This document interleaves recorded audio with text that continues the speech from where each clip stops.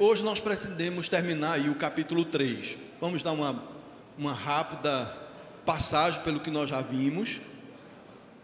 No próximo domingo, a nossa irmã Isabela vai estar trabalhando conosco sobre Caim e Adão e o Caim e Adão. Caim e Adão? Eu disse isso para ver se estava todo mundo prestando atenção. Caim e Abel. E também o dilúvio. Acredito que umas 2 aulas ela vai estar trabalhando, ou mais, sobre essas lições que nós vamos estar demandando. Mas hoje eu quero encerrar o capítulo 3, que trata da queda. Eu queria combinar com os irmãos da seguinte maneira: em vez de, durante a exposição, os irmãos levantarem as mãos e fazerem as perguntas, se houver, a gente deixa para o final, porque aí dá para a gente ter começo, meio e fim, e no final a gente tenta responder as perguntas que por acaso surgirem, certo? Então, vamos revisar.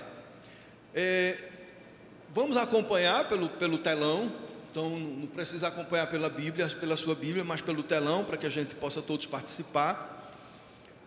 O versículo 1 diz que vamos ler o versículo 1 todos? Mas a serpente...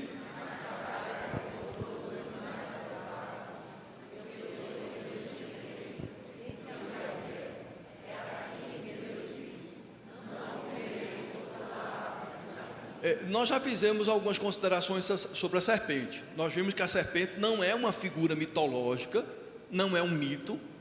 Isso realmente aconteceu do jeito que está escrito, e isso é uma história real. E na Bíblia, a figura da serpente simboliza várias coisas, algumas delas completamente opostas, né? A serpente pode simbolizar a vida, a sabedoria e a prudência, né? A palavra do Senhor diz que nós devemos ser simples como as pombas e prudentes como as serpentes. Então tem alguns aspectos que são positivos. A própria serpente também, ela foi usada, a imagem da serpente, como instrumento de cura, lá no Velho Testamento, aqui no Velho Testamento. Em Mateus 10,16, o Senhor nos diz que nós devemos ser prudentes. Agora, a serpente também simboliza o caos, a astúcia, o mal e Satanás. Então, e ela tem todos esses símbolos que nós conhecemos. Nós falamos, queridos, que a serpente foi apenas um instrumento, né? Aí nós temos um caso de possessão de animal, e não é o primeiro, esse foi o primeiro caso, mas nós vamos encontrar outras possessões de animal no Novo Testamento, né? Quando Jesus foi expulsar o demônio de um homem, os demônios pediram para eles entrarem nos porcos. Então existe esse relato bíblico. Aqui nós temos uma possessão. Então, de fato, a serpente foi um instrumento. Nós falamos também que todos nós carregamos uma serpentinha com a gente, né? Qual é a serpente que a gente carrega? Eita! Qual é a serpente que a gente carrega? O celular. Perfeitamente. O celular é a serpentinha que todos nós carregamos. Nós falamos que a serpente foi um instrumento para o bem. A serpente pode ser um instrumento para o bem, mas para o mal. O celular pode ser um instrumento para o bem e também para o mal. Então, você que tem celular, cuidado com a serpentinha que você está carregando, né? É uma coisa simples, queridos, mas é muito complexo, é muito sério, porque através de um celular, que aí a gente pode também passar para o computador, para a internet e assim por diante, nós podemos ser edificados, nós podemos ser instrumento de bênção para o próximo, para o nosso irmão, mas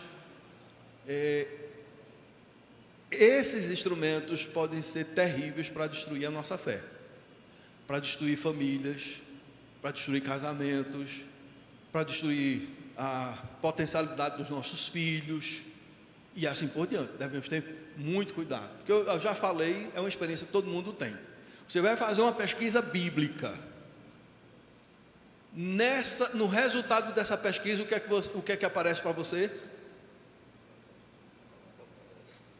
Aparece convites e estímulos para você entrar no mundo da pornografia ou outras coisas.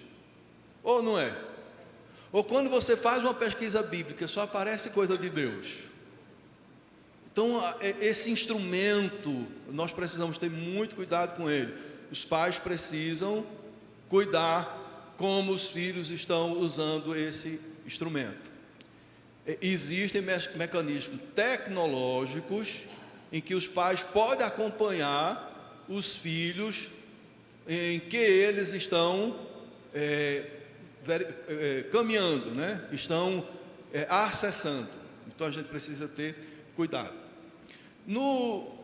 Nos versículos de 15 a 17, vamos ler, por favor, os versículos 15 a 17.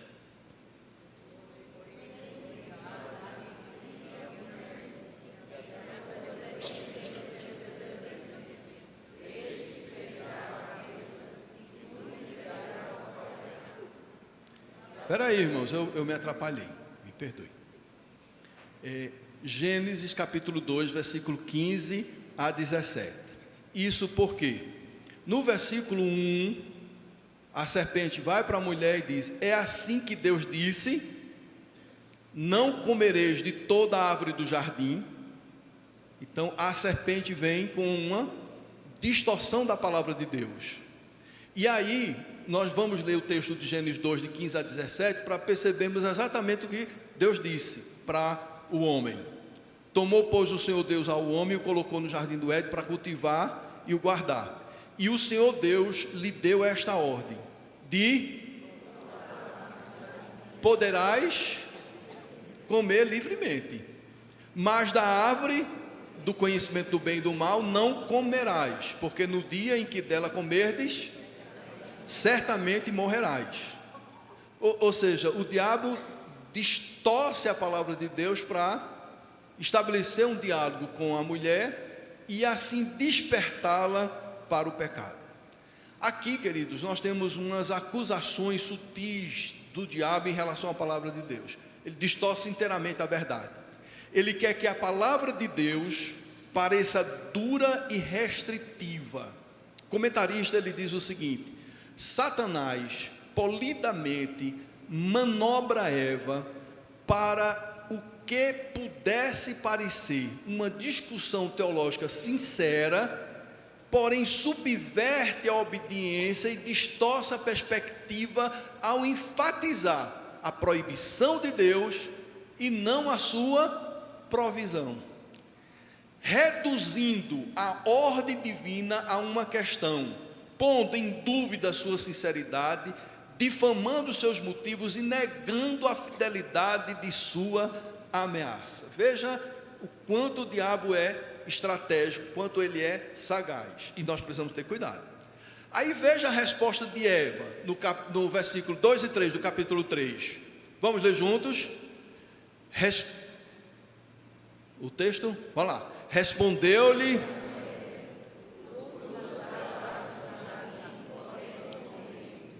mas do fruto que está no meio do jardim,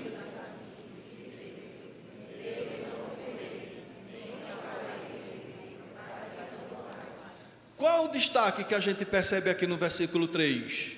Olha o versículo 3, o que é que está estranho aqui? Nem tocareis. Nós acabamos de ler a ordem que Deus diz, não tem isso de não tocar. A mulher já acrescenta.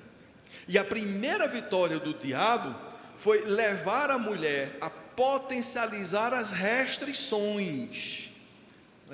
E a potencialização das restrições, em um outro sentido, é questionar a justiça de Deus, questionar a vontade de Deus, questionar a limitação das nossas ações. E aí nos versículos 4 e 5, nós vamos ter aí o ataque feroz de Satanás. Veja que é uma coisa que vai crescendo, que vai evoluindo. Primeiro estabelece o contato, a comunhão, o diálogo, e aí joga uma meia-verdade, uma distorção. A partir daí vem um diálogo, e através desse diálogo a mulher acrescenta ao que Deus tinha falado, e nessa evolução, aí o diabo vai agora com o seu veneno. Versículos 4 e 5. O que é que diz?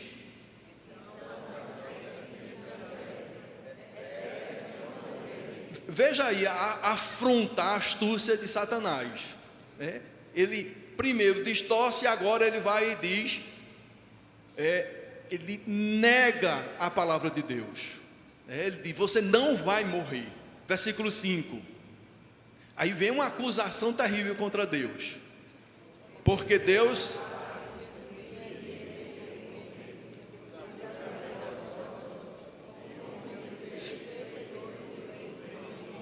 Então, veja, queridos, a astúcia do inimigo. O diabo chama Deus de mentiroso. Certamente não morrerás. Parece uma coisa simples, mas é muito sério aqui. Porque a tentativa, e o diabo consegue isso, foi retirar o temor da morte. Porque quando Deus diz para Adão e Eva, se você comer, você vai morrer, gerou um temor. É o medo da morte. O medo dessa experiência terrível, seria algo grave. E o temor gera numa pessoa o cuidado para não se transgredir. O temor gera o cuidado para se obedecer à vontade de Deus.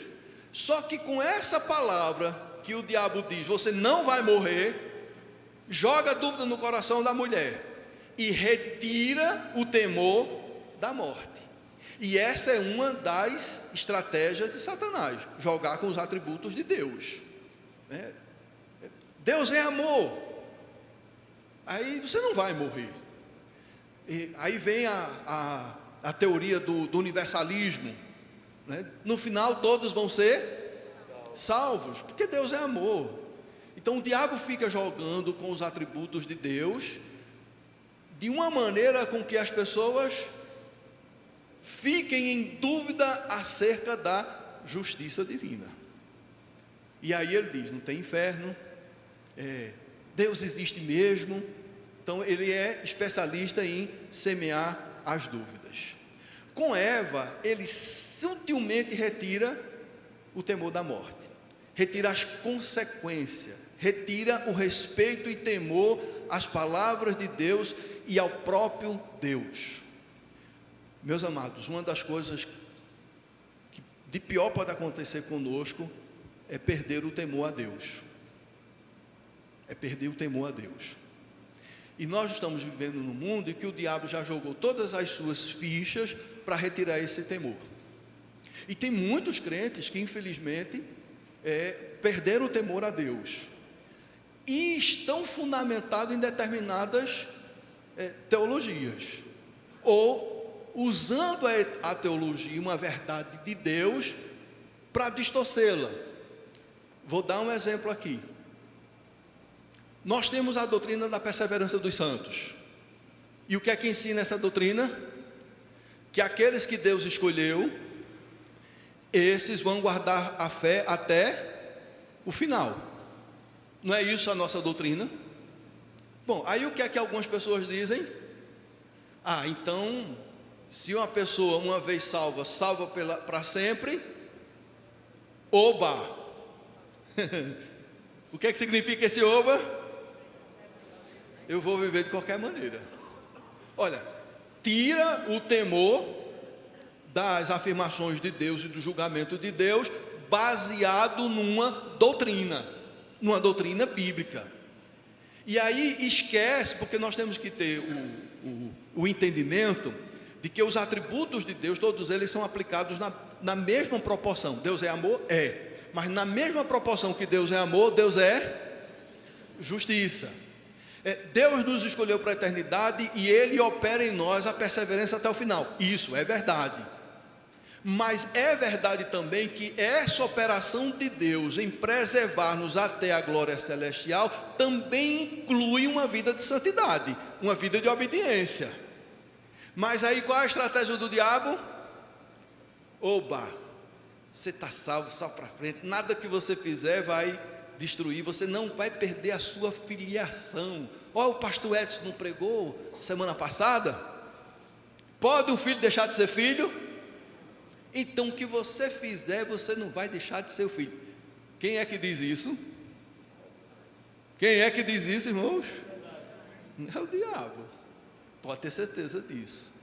Então é esse tipo de racionalização que o diabo joga. Irmãos, nós estamos vivendo uma batalha espiritual, numa guerra espiritual muito grande. Isso aí nós precisamos ter essa consciência.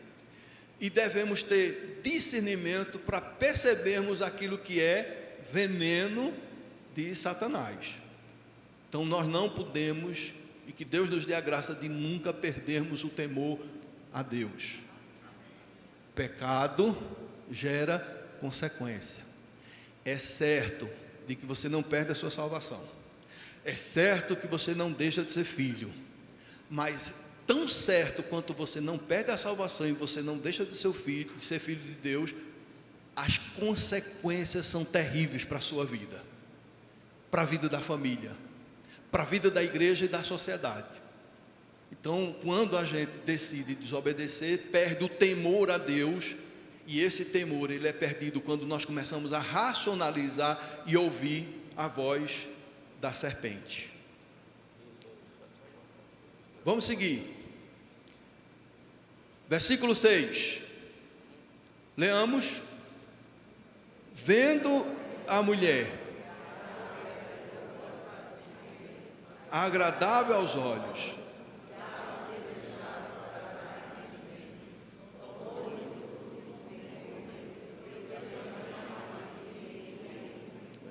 veja aqui a estratégia. Tudo isso aqui é estratégia de Satanás, nós queremos discernir isso. O diabo conversa com Eva e desperta em Eva o interesse por comer do fruto. E aí nós já vimos qual foi a estratégia que ele utilizou. Essa é uma das tarefas, despertar. Quando o diabo consegue despertar, aí em nós vem a curiosidade, em nós vem a racionalidade, em nós vem o desejo carnal, e aí a gente quer experimentar. Aí a gente vai e pratica aquilo que Deus diz que não deve ser feito. Meus amados, em que circunstâncias o diabo se aproveita para nos despertar ao pecado? Em que circunstâncias? Quando sentamos na roda dos escarnecedores, quando conservamos amizades que são ímpias. Isso não quer dizer que nós não podemos ter amigos que não são crentes. Podemos e devemos. Devemos ter amigos que não são crentes. Porque nós precisamos manter a nossa rede de relacionamento, porque é através dela que nós vamos pregar o Evangelho. É através dela que nós vamos anunciar a verdade de Deus. Relacionamentos sadios, amizades sinceras, amizades positivas é sempre bom. Mas tem amizades que são perniciosas, tem amizades que são prejudiciais. Em Provérbios diz, olha, não mantenha amizade com o homem que se acende com a ira, com bastante ligeireza. Então, não seja amigo de um homem assim não. Então, a Bíblia, ela coloca algumas orientações para nós termos cuidado com o ciclo de amizade que a gente tem. Então, em determinado ciclo de amizade, vem aquelas conversas em que o diabo joga a semente para despertar um interesse. As universidades, os amigos de universidade, de escola e assim por diante. Qual é um outro instrumento? Além dos amigos, a internet. Eu vou bater bastante na internet porque esse instrumento tem acabado com muita gente. Vem o despertar. No que gera o despertar, aí vem, infelizmente, a concretização do erro. Seguindo, versículo 7. Leamos. Abriram-se então os olhos de ambos, e percebendo que estavam nus, cozeram folhas de figueira. Quando eles pegam que Deus aparece, eles tentam arrumar um paliativo. Em vez de caírem em si no pecado, eles tentam construir um paliativo. Versículo 8: ouviram a voz do Senhor Deus que andava no jardim pela viração do dia. Esconderam-se da presença do Senhor Deus, o homem e sua mulher, por entre as árvores do jardim. O detalhe, né? Deus andava no jardim. E significa que o jardineiro não abandonou o seu jardim. Deus, mesmo sabendo de tudo, veja que coisa maravilhosa, queridos. Aqui nós temos uma lição. Do mesmo jeito que a gente aprende aqui sobre o diabo, a gente também aprende sobre Deus. Mesmo Deus sabendo de tudo, Deus decide ouvir os dois. Versículo 9: e chamou o Senhor Deus, leamos todos.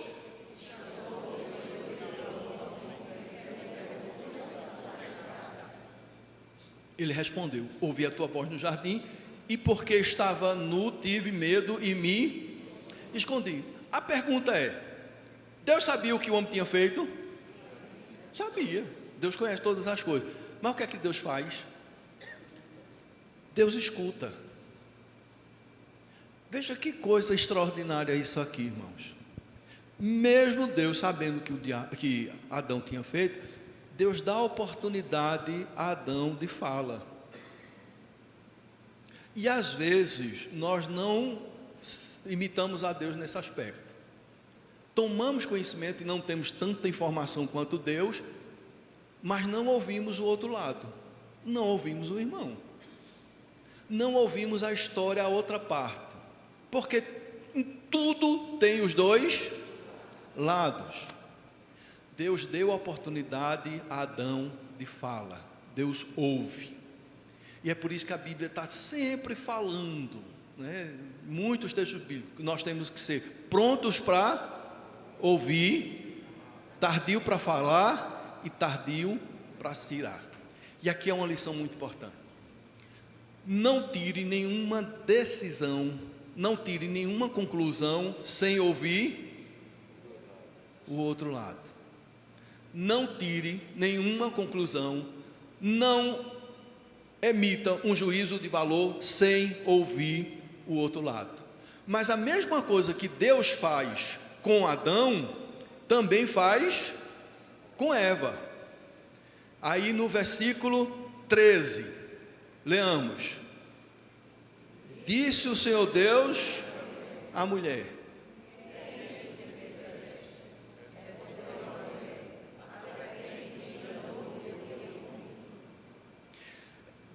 a mesma coisa que Deus faz com Adão, Deus faz com Eva.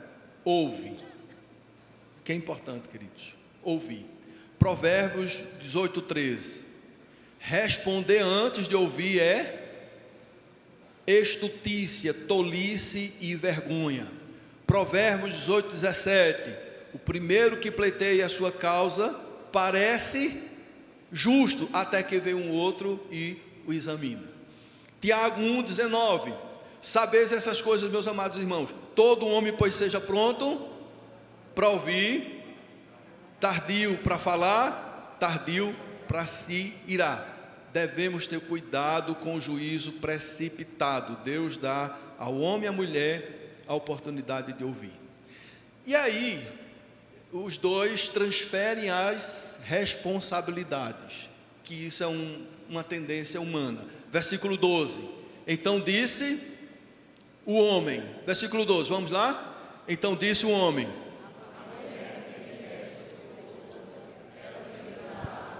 e eu comi. Versículo 13.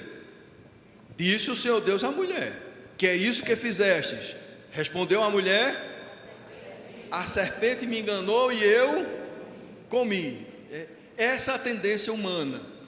A gente erra, mas a gente tem a tendência de transferir a responsabilidade para o outro. Isso é terrível, queridos. Porque quando a gente transfere a responsabilidade para o outro, nós estamos nos, de certa maneira, inocentando. E aí quem fez? Fomos nós, quem arca com as consequências somos nós.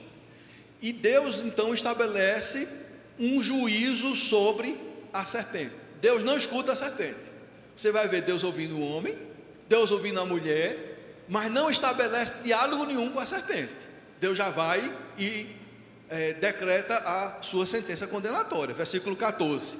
Então o seu Deus disse à serpente: visto que isso fizeste, maldita és entre todos os animais domésticos e o és entre todos os animais selváticos.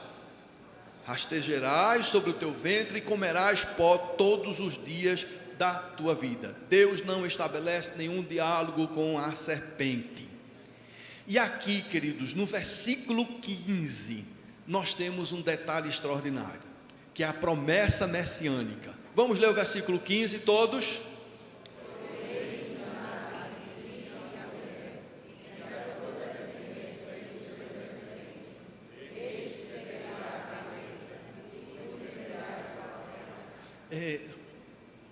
Veja a graça e a misericórdia de Deus. O homem peca, desobedece, transgride. Deus dá a oportunidade deles confessarem. Eles transferem a responsabilidade. Deus emite o juízo sobre a serpente. E imediatamente Deus faz a promessa do Messias, do Salvador e do Cristo. E aí, da mulher, que foi o instrumento inicial da queda, Deus promete a redenção. Deus promete a salvação. No versículo 15: porém, inimizade entre a mulher, entre a tua descendência e o seu descendente, esse te ferirá a cabeça. E aqui tem um detalhe: aonde é que está o veneno da serpente? Na cabeça. E Jesus esmaga a cabeça, fazendo que o próprio veneno da serpente a destrua. No juízo, Deus a revela a sua misericórdia para com a humanidade. Da descendência da mulher, Deus promete o Salvador. Eu quero destacar isso. Da descendência da mulher, Deus promete por quê? Porque a mulher é sempre tida como a responsável pela queda, não é? Foi a mulher que a serpente enganou. E aí sobre a mulher pesa essa acusação, pesa essa injustiça. E aí Deus, na sua soberania, graça, bondade e amor, já estabelece que através da mulher vem o Redentor. Fica aí as suas lições. O juízo de Deus sobre a mulher, qual é? Versículo 16. Deus é misericordioso, Deus é bondoso, Deus é amor, mas as consequências, elas são imputadas. Deus diz que tem um inferno. Aí algumas pessoas dizem: não, no final Deus vai dar um jeitinho porque Deus é amor. Veja agora as consequências para a mulher. Versículo 16. E a mulher disse, todos juntos: os sofrimentos da tua gravidez.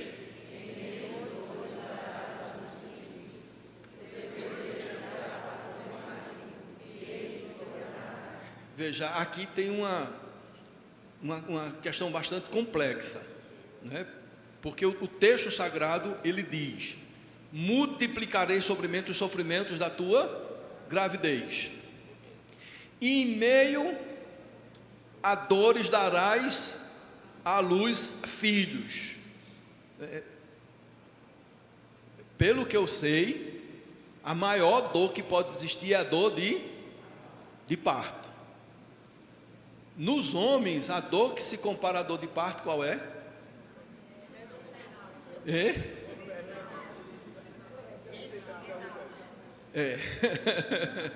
Perfeito. Mas não chega aos pés da dor de parto. Isso em consequência. Deus é gracioso, Deus é bondoso, Deus é amoroso, mas a consequência da queda foi estabelecida para a mulher. Então a gente não pode esquecer isso. Deus perdoa, Deus é gracioso, mas as consequências daquele que erra, ele vai sofrer. Por isso, meu querido irmão, minha querida irmã, diante da tentação do inimigo, não ceda, porque as consequências são terríveis. Se a gente olhar a questão de Davi pecou, se arrepende, Deus perdoou, e as consequências?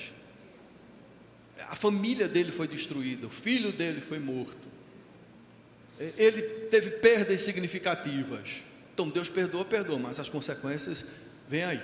3 juízos: sofrimento na gravidez, dor de parto e sujeição ao esposo.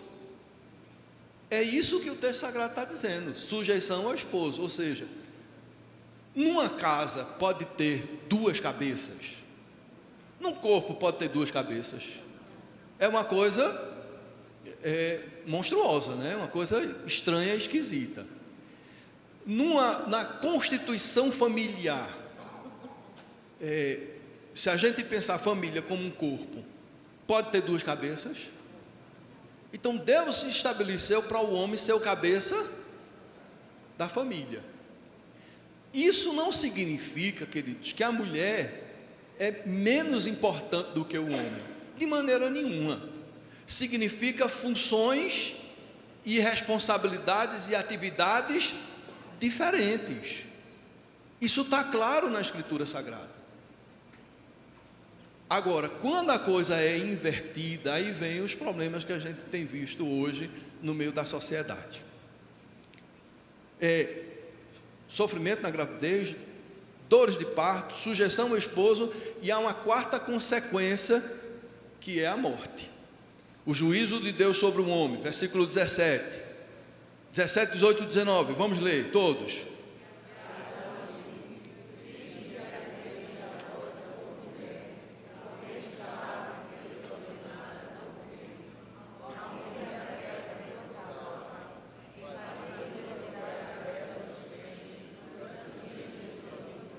Ela produzirá também cardos e abrolhos, e tu comerás a erva do campo. No suor do teu rosto comerás o teu pão, até que tornes pois dela foste formado. Aí vem a sentença de morte. A sentença de morte. Porque tu és pó, e ao pó tornarás. Versículo 20. E deu o homem o nome de Eva à sua mulher, por ser a mãe de todos os humanos. E aqui vem uma outra coisa extraordinária. Versículo 21. Veja o que é que diz. Leamos todos juntos.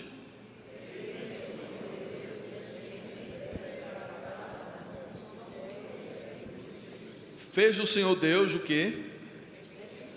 Vestimenta de peles. Para o Senhor fazer vestimenta de peles, o que é que ele teve que fazer? Matar um animal, derramar o sangue daquele animal, para com a pele cobrir a nudez do casal. E isso nos faz lembrar de quê? Nos faz lembrar do sacrifício de Jesus Cristo, o Cordeiro de Deus, que derramou o seu sangue para cobrir a nossa nudez pecaminosa. Louvado seja o nome do Senhor. Irmãos, que coisa extraordinária. Na queda, Deus já providencia, Deus faz a promessa do Messias, e na queda, Deus já faz o primeiro sacrifício, apontando para o sacrifício de seu Filho na cruz do Calvário. Agora vamos às perguntas, se tiver. Apolo, tu pode pegar o microfone, por gentileza?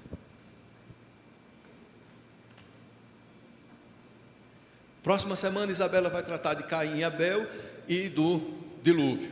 A gente encerra esse capítulo hoje. Alguma pergunta, irmãos?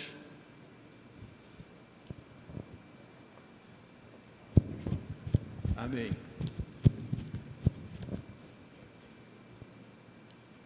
As perguntas difíceis vocês deixam para fazer, Isabela, na próxima semana.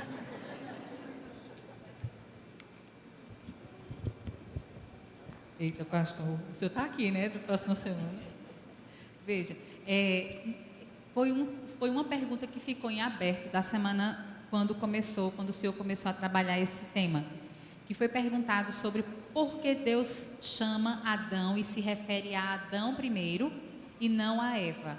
E aí ficou isso em aberto para discutir depois. Porque Deus tinha dado a ordem a Adão.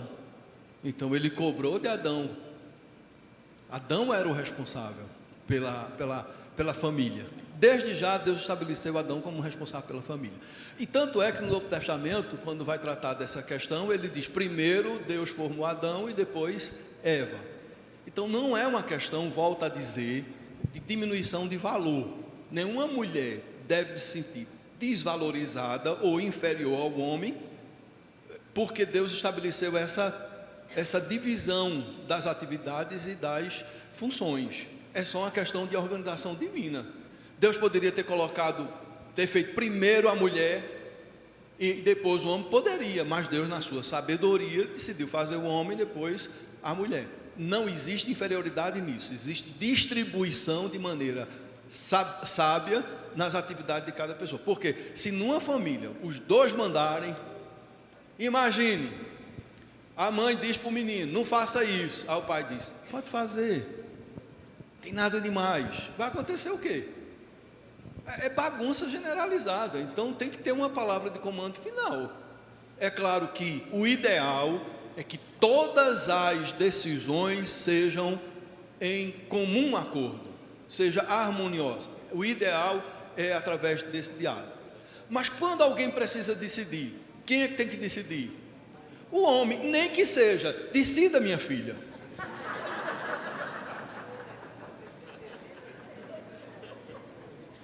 Entenderam? Numa discussão tem que ter uma palavra final. E a palavra final é do homem, nem que seja: decida, minha filha. Ele que decidiu.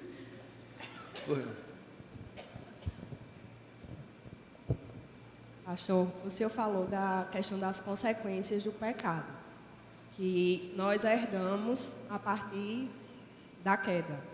São maldições hereditárias? O pecado, porque em Cristo todas as coisas passaram, eis que tudo se fez novo.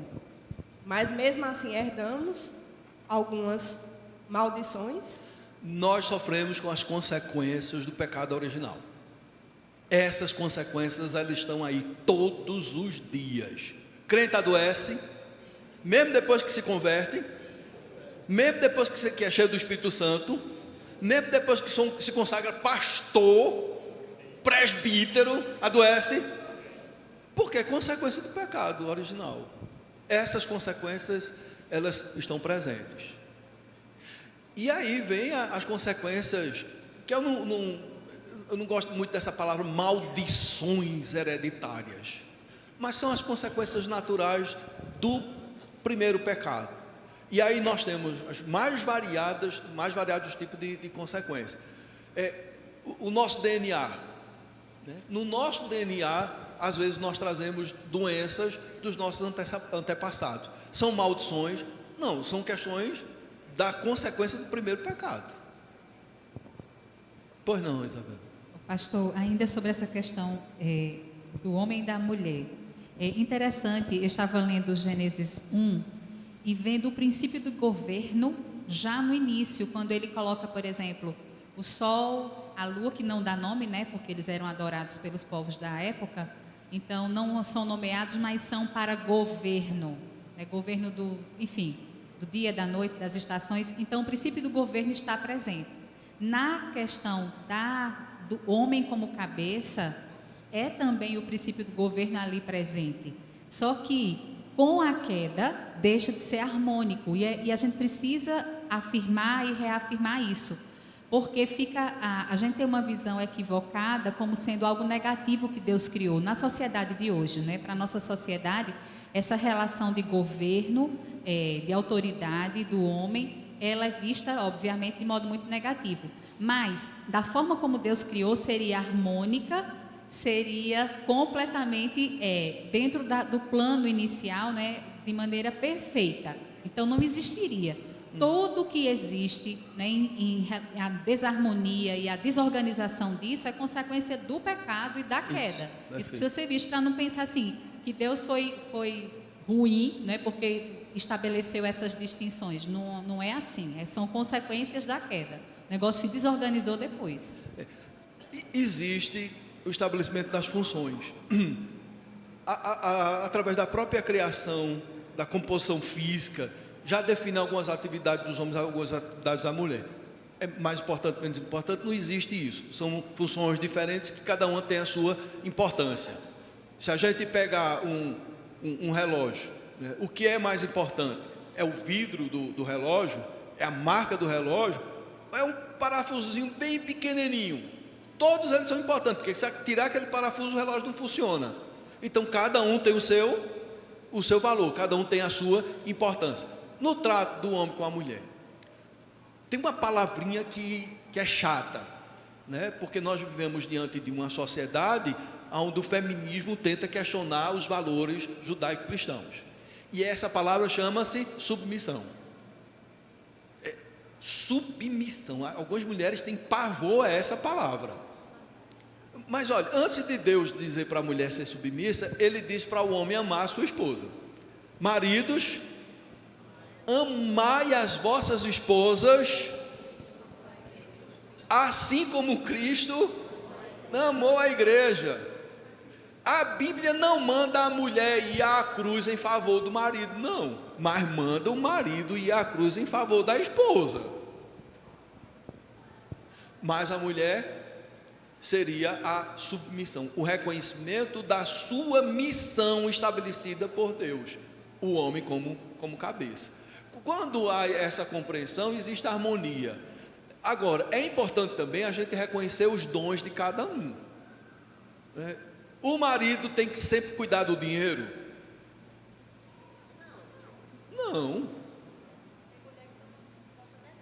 Tem mulher que administra muito melhor. Eu conheço um irmão aqui da igreja. Ele disse: pastor, uma vez numa palestra, o palestrante disse: olha, se a sua esposa administra bem o dinheiro, entregue todo o salário a ela. E ele fez isso. E ele disse: foi a melhor coisa que eu já fiz na minha vida, foi entregar todo o dinheiro para a mulher administrar. O dinheiro a partir daí sobrou.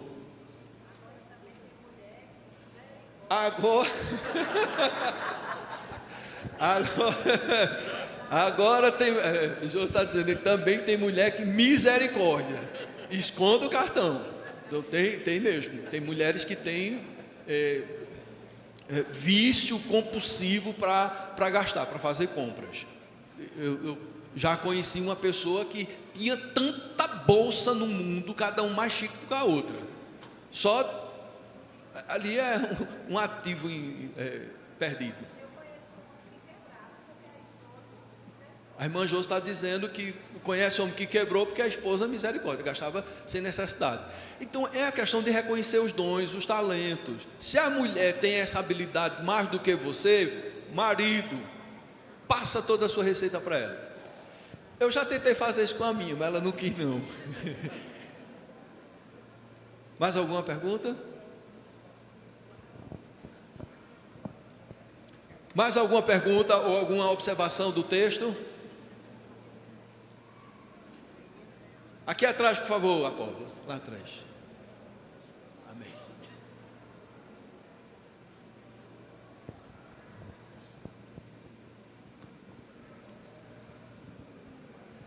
Pois não, minha irmã. Pode, aqui atrás. Eu estava lendo recentemente um livro de Elizabeth Elliot e ela fala justamente dessa questão, que ser homem e ser mulher são dons dados por Deus. E isso, quando um tenta fazer o que o outro faz, a gente sabe que dá erro. Isso.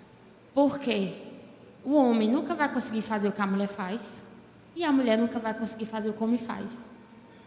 Porque Deus tinha propósitos diferentes para cada um. E Deus é glorificado quando cada um cumpre o seu papel. Uau! A gente vai ensinar, vai encerrar com essa palavra.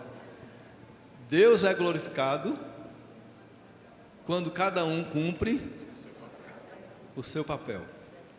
Amém? Vamos repetir isso?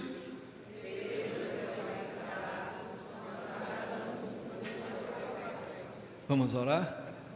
Os solteiros, olha, é uma maravilha ser casado. Podem ter certeza disso. Foi a melhor coisa que eu já fiz. Então queira se casar. Não existe nada complexo. O que existe são situações que devem ser conversadas, trabalhadas e seguir sempre os princípios da palavra de Deus. Amém? Senhor, muito obrigado por tudo que pudemos aprender nessa manhã, que pudemos compartilhar e pudemos estar na Tua presença. Te pedimos, Senhor, que o Senhor nos dê sabedoria para nos conduzir sempre diante daquilo que o Senhor quer. Sabemos que o inimigo está aí, ele é estratégico, ele é mau, ele quer matar, roubar e destruir, e ele se utiliza de tantos meios para nos fazer e nos conduzir a pecar contra a Tua santidade. Ele sabe que não pode nos roubar do Senhor, destruir a nossa fé, mas ele tenta de todas as maneiras destruir a nossa comunhão, destruir a nossa dedicação ao Teu reino, o nosso entusiasmo em Te servir. E nós pedimos ao Senhor, se existe alguém no nosso meio que de alguma maneira foi atingido pelas setas malignas das trevas, que o Senhor dissipe, que o Senhor destrua, que o Senhor retire, para que todos possam ter ciência e não ignorar os desígnios de Satanás e submeter inteiramente a Tua vontade, pois nós oramos em nome de Jesus, amém. Um bom apetite e até a noite. Maravilhosa graça, amor que não tem fim, tomou o meu lugar, a minha cruz levou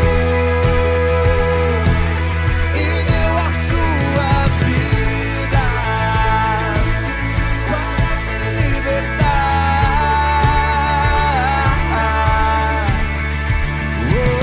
Jesus, eu canto pelo que fez por mim.